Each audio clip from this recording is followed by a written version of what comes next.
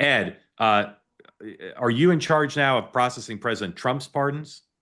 All the pardon. Well, the pardon power can go right from the president, right? I mean, Yeah. the president could do. Generally, the process in the current way it works is pardons start in our office.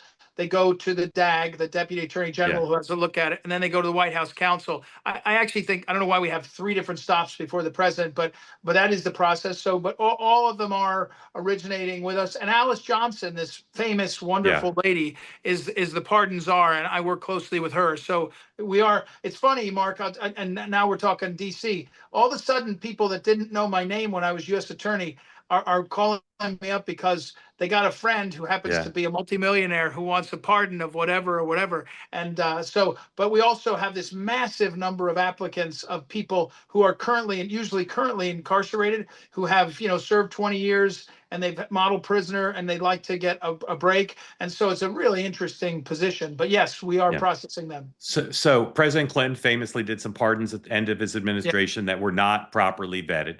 And President Clinton, like President Trump, attitude was and is like, just because Washington did something one way doesn't mean we have to do it that way. Right. And that's a good attitude to kind of reevaluate. But there is a logic, not just people on the left and not just stuffy lawyers would say. The president has the absolute power, the only absolute power in the Constitution. Even I know that. I'm the only non-lawyer here. But it seems like there's some value to having somebody like you in an office that can review the folders and the merits and look at precedent. And yet we had President Biden doing a bunch of pardons that were not vetted in the normal way, and President Trump now has done some, and there's talk that he may do more. So Ed, from a public policy point of view, take the politics out of it, and if you can, put aside your fidelity of the president for a moment. Doesn't it make sense to have some process that's orderly rather than just the president saying, "Hey, I got a call from my friend, his son's in prison, I want to get him out"?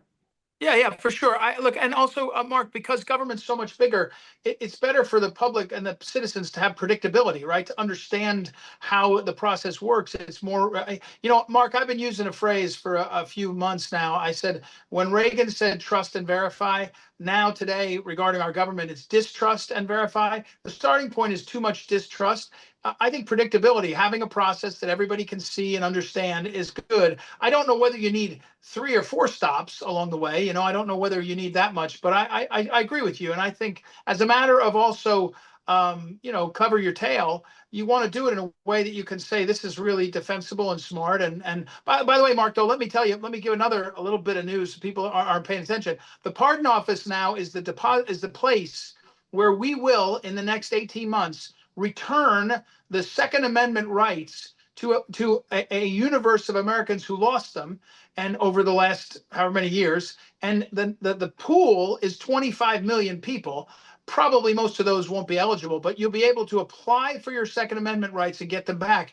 And watch me now, before November of 2026, you'll have hundreds and hundreds of thousands of people getting back their Second Amendment rights out of this office. That's something that's been a law for a long time that we're implementing. That was a delicious video experience. I think you'll agree. Now, what you need to do in return for getting to enjoy that is hit the subscribe button, be part of the two-way community, never miss a thing.